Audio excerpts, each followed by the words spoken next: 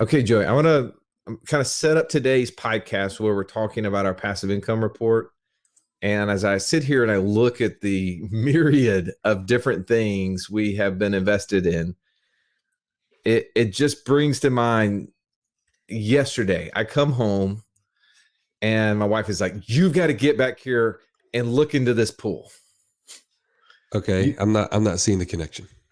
just hold on. She's Okay. like, "We've got all sort of creatures in the skimmer. Like, have you ever had have a pool at your house? Did you ever grow up with a pool?" No, I All didn't. right. So the skimmer is the thing you open very timidly. Like anybody who's had a pool, they know exactly what I'm talking about. Like you don't even want to stick your finger all the way down in that hole to pull it out. You try to grab the edge of it and push it off because Sure. you don't ever know what's going to be in there. What? Yesterday, I was like, I was Jack Hanna. What was the guy? What was his show? Like the Mutual of Omaha show? Like the nature version. I open that thing and it's like there's snakes, Uh-uh. there's frogs, there's No. turtles. I mean, What? it was like a pond in a 6x6 bucket.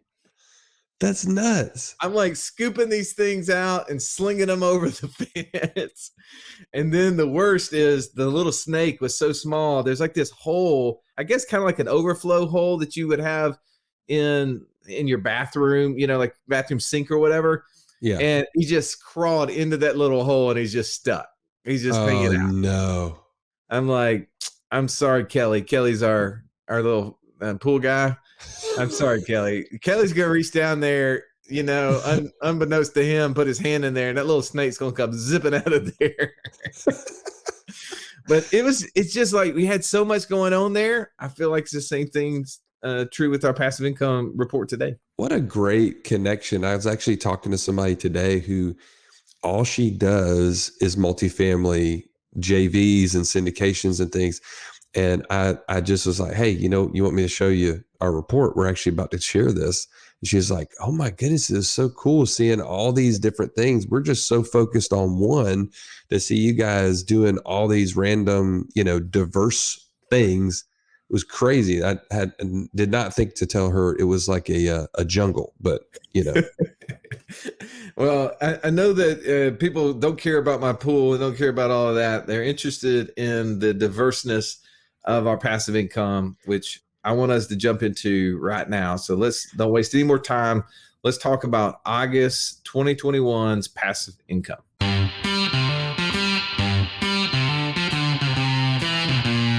Welcome to the Wealth Without Wall Street podcast, your guide to understanding how to get out of the Wall Street rat race and start your own mailbox money lifestyle.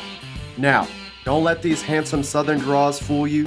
These financial minds are teaching our country to enhance savings, increase cash flow, and create passive income, all without the help of Wall Street. Are you ready to break through? Now here are your hosts, Russ Morgan and Joey Murray. Joey, today we're covering August 2021's passive income report. What sticks out the most about what happened in August? Man, I'm just grateful that it went up because I was a little nervous. The short-term rental business, not so bueno in August. It was a little rocky there for a little bit. In fact, we got saved by the storm. Have you ever heard somebody say that? Yeah, it's interesting when a hurricane actually is a windfall. Usually it's a wind down. Exactly. I mean, for so us, that was to me. The hurricane brought stuff to us. Well, if you've never been in the short-term rental business, most of the people that are at the coast who own short-term rental businesses get crushed, right? Everybody flees the market. So they get all these cancellations. People are getting out of town. But not only are the tourists leaving town, also the people, when it's a big enough storm like this one was, people who live down there are like, we better get out of Dodge. And they decided, for whatever reason, Birmingham was the place that they wanted to get to. And that's actually not uncommon. During the Hurricane Katrina, there was a lot of people who lived in Birmingham. Actually, basically relocated or was here for 3 to 6 months because their houses were just destroyed. And you had kids going to school here. So we saw the same exact thing, Joey. But before that last week, we were struggling with occupancy. You want to talk a little bit about that? Because I think people always want to hear like how the short-term rental business is going, what are impacting it. And we saw the first part of August not be so great. Well, and this is, I'm going to point something out. If you have not already been taking our Pathfinder course to find out what sort of investor you are, this is one of those things. So I am an S profile. This is one of those things about my investor DNA that makes me nervous about the short-term rental business is the kind of the ups and downs. Like it's not stable. It's not 100% known. There's a lot of variability. And this is one of those months where, it made me nervous. We were sitting around 40% occupancy up until the last about 7 to 10 days of August. And then subsequently, and part of that was because of COVID restrictions starting to ramp up a little bit. And part of it is people going back to school, like families aren't traveling as much, so on and so forth.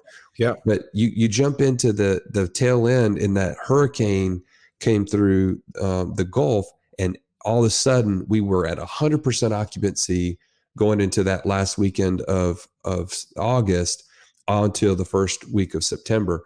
So that is what was our saving grace. Well, you mentioned COVID restrictions. I think we started seeing some people who had gotten COVID and just couldn't come. Yeah, there was some businesses and some events that they were coming to that got canceled for different reasons. But yeah, I think, COVID is one of those things that is definitely unpredictable in our world. It's hard to, not be super flexible as a company when people reach out to you and say, hey, I'm sorry, I can't come. Either my event got canceled or somebody in our family got sick. All of those things are definitely making our short-term rental business very volatile. And I can feel your pain. But even in a very volatile month, a month where we had a lot less occupancy than we've been used to, a month where we had people, as you said, not traveling, right? Going back to school is a month where people tend to, get focused on that specific thing. So August is already kind of a down month anyway. We still, with that, between all the units that we own or co-own, went almost $14,000 in profit. That's not bad, bro. Like, no, it's not bad. That's one of those things. I know, like, we looked in the month of July where we crushed it, best month ever, like 29,000 in cash flow profit. Like, that was a great month, right? Just give me, 11 more of those.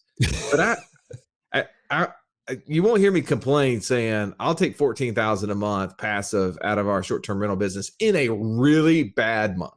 Yeah, no doubt.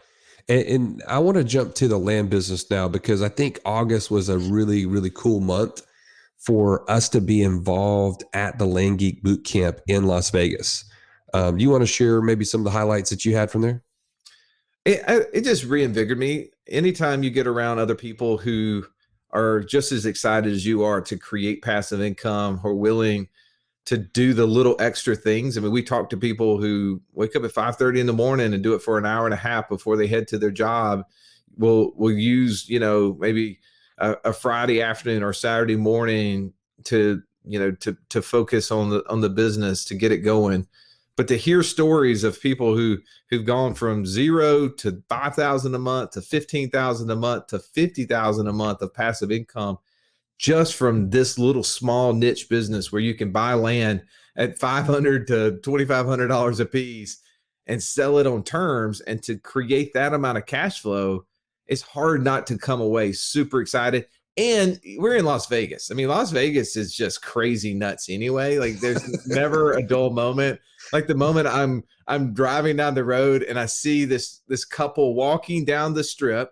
They had walked from some like public pool that was on the strip, and both of them was much overweight. Like, they literally, unfortunately, they'd eaten way too much. Too many buffets. But old girl is like totally not bothered by the fact she's wearing a G-string straight down the middle of Las Vegas Boulevard. And it's just scantily clad. This is crazy town. So it was just fun. It was exciting. You know, you never had a dull moment while we were there.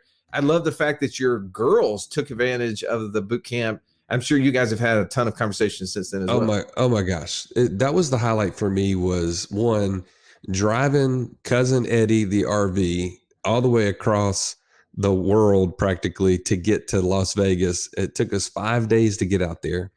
And now I've got my family in tow. They're getting to see Mark and Tate and Scott and the whole team at the Land Geek, and taking in what you and I already know. Like, we already know their character. We already know the processes that they're doing. And my oldest, Annie and Lily Kate, got to sit in the boot camp for 2 straight days. So give me some feedback. Like, since you guys have gotten back, what have you guys talked about doing? How are they going to create some passive income? Dude, let's just say this.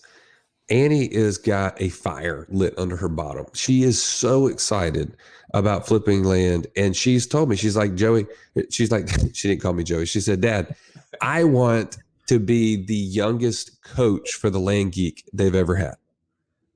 Can you believe that? I love that. I was like, the best way to become a coach? Flip some land. Learn how to flip some land. You're going to be amazing as long as you just flip some land. So we've got a fire. She said, Dad, by the end of November, I want to make 10 grand. That's what she told me. Yes. And you know why? Why? She wants to give it to the church. We have a new capital campaign. And she's like, I want to get started. I want to give this money to the church. And it's for a playground and paving the parking lot and all this kind of stuff. Anyways, I just thought that was amazing. And I told her, I said, okay, we got to get after it. In order to do that, you got to go buy some wholesale property right now. Like, go after it. And then we're going to try to flip it as fast as we can. Right. Well, you mentioned the wholesale stuff. I was just at a breakfast this morning talking to 2 guys about how to just, instead of going through, how to jumpstart this, right? Instead of trying to figure out how to mail properties, find the county that you want, going through, all of that requirement and mail in letters, 100, 200 a week, until the faucets, turn on where people are trying to sell it to you.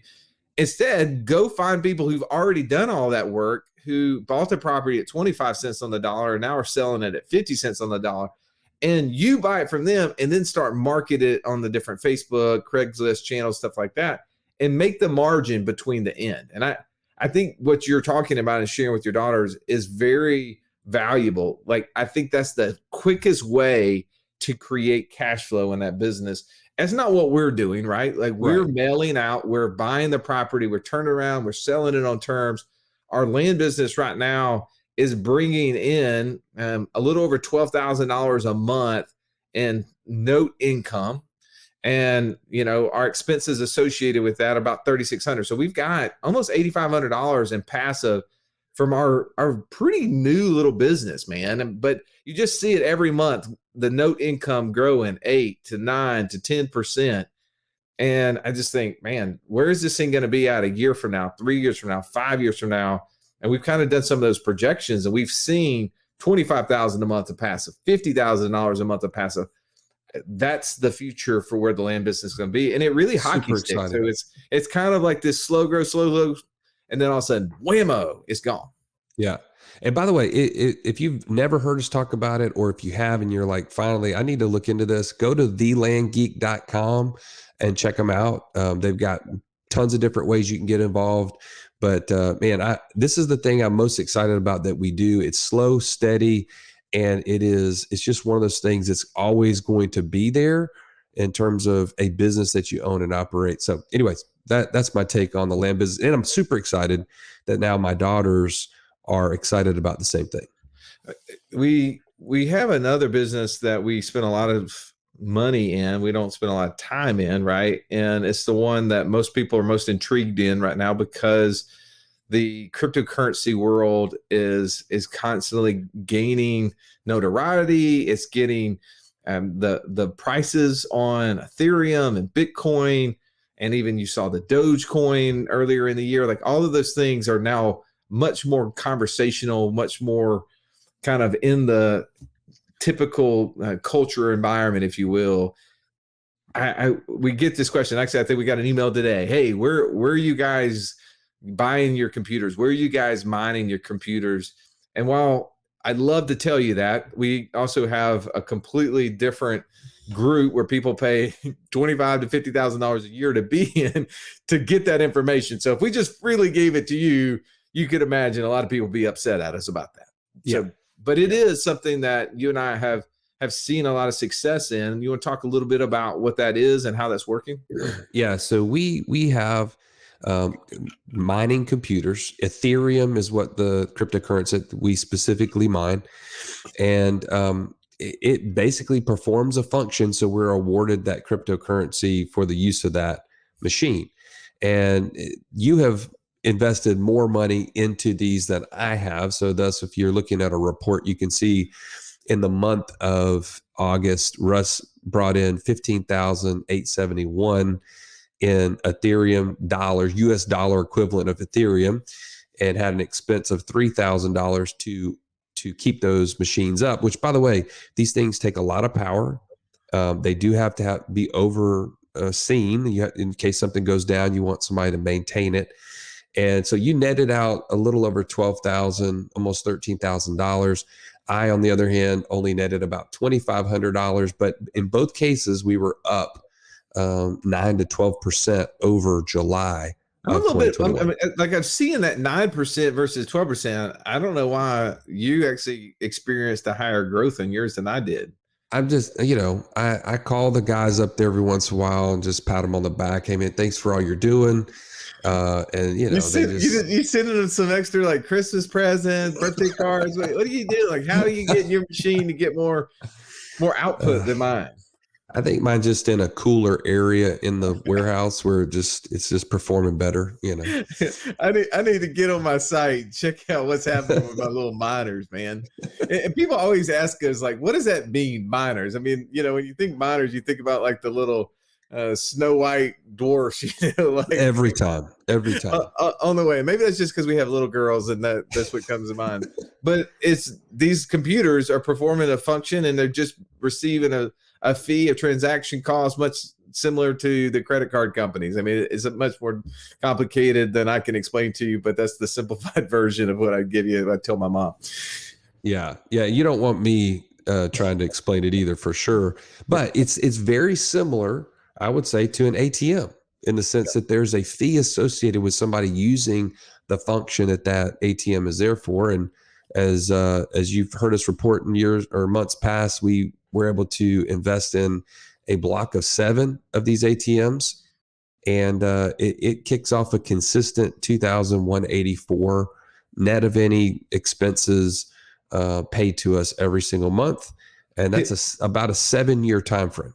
So that's one of the things that somebody was asking me the other day, like, should I consider that with where the cash world is going? Is this an idea that's going to be around 5 to 7 years? You mentioned a second ago the fund that we're a part of is a 7-year fund. Is this something that maybe is going to go away?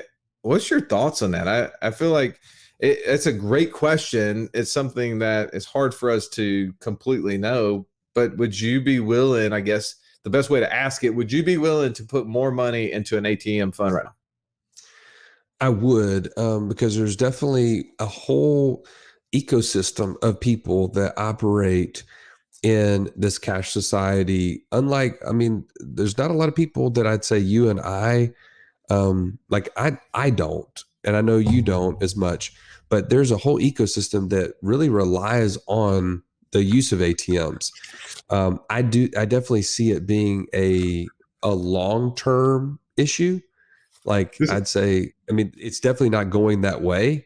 What are you doing, holding up cash right now? This is my Grant Cardone moment. Like you never see a Grant Cardone video where he hasn't like pulled out all sort of cash. Now, like these aren't hundreds. Most of these are like 1s and 5s, a couple of 20s in there. But I did have to get some cash the other day for my nephew who had watched our dog while we were on vacation. And, my kids are constantly crushing me for cash needs when they go up to the church, and there's a $5 fee here. Go to drop off my daughter at the swim meet. They got a $5 parking fee. So, I mean, I'm still using cash. So I really think that until everyone gets to a point where Venmo is the norm, right? And I know Venmo is much more common than it has been. I mean, I used a valet the other day without any cash, and the guy, I was like, "Can I Venmo you?" He's like, "Yeah." So it is becoming more common, but I still think, until that is a norm, cash will exist. And I hope cash will always exist, because when you have cash, one, you got money that the government doesn't know about. And this is a sidebar thing, but one of the things I'm super concerned about is the government right now is trying to pass a law to get banks to report any bank accounts with balances over $600. I think that's a real issue that we all need to push back on. Call your local representatives and say, no, I do not want the violation of my privacy. I don't want the government looking into my accounts. That there's no checks and balances there. They get access to that information. There's no, that's just a stepping stone to so many other things. People have heard Nelson Nash in the past when he would talk about the money that's locked up in IRAs and 401ks. They're going to come get that money eventually. They know it exists. They're just finding other ways to come get money. Yep. The fact that they're wanting the banks to have to report to them any accounts over $600, that's going to be an issue. And if we don't have cash, you won't be able to have money like that sitting around. Now, that's not a lot of money. And clearly, I don't advise people to have tons of cash just in their house. But there is reasons to have at least 30 days of cash, maybe in a vault or somewhere. Because if we went through a scenario where the bank shut down, right? We have like Greece a number of years ago. They froze everybody's money in banks. They couldn't go get it. And then they started, when they opened it back up, they were giving them just limits to how much cash they could access. It's happened in other countries. It's not to say it couldn't happen here. So there are reasons to have access to cash. I hope cash will continue. So from my viewpoint, I would say I would totally be willing to do another ATM fund if that was the best use of our money. We've got lots of other things we're doing, so I don't know if it would be. But people ask me that, and clearly we're not giving investment advice. We're just telling you what we're doing. But I want to kind of give you the thought process behind it. Yeah, good point. Russ, I remember my dad specifically say to me, Joey, you gotta go to college. I don't want you to end up like me. And you know what my dad was saying is, in order for things to change, things have to change.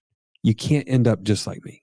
Well, I think, we as parents, sometimes we take on the burden thinking about our kids and how we want something better for them. And we want to know, what will their future look like if I don't take action, if I don't do something different? See, in my house, I'm the role model. You're your kid's role model. And the buck stops with you. It's time to take action. If you're ready to take action, join us at wealthwithoutwallstreet.com/passport and get started on your own journey to financial freedom. All right, let's jump back into this episode. So tell us how we're doing on this multifamily syndication, this apartment complex we got going on. Man, that's one of those that I don't know, right? Like I've been accruing payments on that for almost 2 years now. I invested in a multifamily apartment complex in South Carolina. It was a part of a bigger group. There was about 14 different apartment complexes that ultimately got all bundled together. They had some issues with accounting. They had some issues with management. They had issues just paying us money. I mean, you name it, we had issues, right? I got issues with the not being paid issues. Yeah. I mean, now I get a statement that it's a lot like I believe like a qualified plan statement. It tells me I got money. It tells me that, things are going well, but I can't spin that piece of paper very well. And the last I heard about it, we were going to have our first distribution in over 2 years in the final quarter. So as we get really close to the final quarter of 2021, I'm hoping that we'll see some of that. I'd love to put a number on the board. I'd love to just say, yes, it worked. Now, this is not indicative of all apartment complexes you can invest in. We have lots of friends who've been on the show, people that we're going to be with in Nashville here in a couple of weeks, and they've had no issues, but this one has not been a great one for me. And I think it's good to know that you have to always know who you're dealing with. You have to know the potential risk of the investments that you're in. That investment, the ATM investment, both of those are for people who would be called accredited investors. What's an accredited investor, Joey? Yeah, somebody who makes jointly over $300,000 a year or has $1 million of net worth outside of their home. Yeah, and because of that, they would say if you're investing in those sort of things, you should have, a little more sophistication in the investments that you're making. This is not going to be your last dollar that you're investing in it. Right. And clearly, because they're like, well, you guys don't need the money. You got all of those crypto miners working out for you. Why don't we just hang tight on paying you? No, I don't think that's happening at all. I'm a small fish in that pond, but it hopefully we'll see something down the road. Now, on a separate note, on a more exciting note, we've seen our information business have a significant increase over the last couple of months. Yeah, no, I was just mentioning the Pathfinder course. If you haven't already taken advantage of that, it is severely undervalued in terms of what we're charging for it, but for the information you get to know what sort of investor you are. I mean, we're sharing with you all of the different things that we're doing, but those things are not things you should do until you understand what type of investor you are, because none of this makes any difference. The investor is more important than the investment. Let me say that again. The investor is more important than the investment. And ultimately, it's how it all plays towards your financial freedom journey, not anybody else's. So take us up on the Pathfinder. Go check that out in the community. You can purchase it. Also, we've had people joining the inner circle. And I can't tell you the last time I felt as excited as I have in the last month or two, because there's been more and more people joining the inner circle who are fired up about results. In fact, I'll just share one person recently just shared how over the last 36 months of having engaged with Wealth Without Wall Street, she was finally this fall able to retire, quote unquote, self-retire from her teaching job because she had created enough passive income through her land business that she could tell them, I'm no longer coming back to work. That is amazing, not to mention the fact that that equates to more time with her daughter and being able to pursue the passions that she now has. So anyways, I'm so stoked up about people getting results, and that's what the inner circle is all about. Well, it's about helping you get unstuck, right? A lot of times we get people that just don't know where to start. They're stuck, or maybe they've taken one step, but they haven't been able to really see momentum.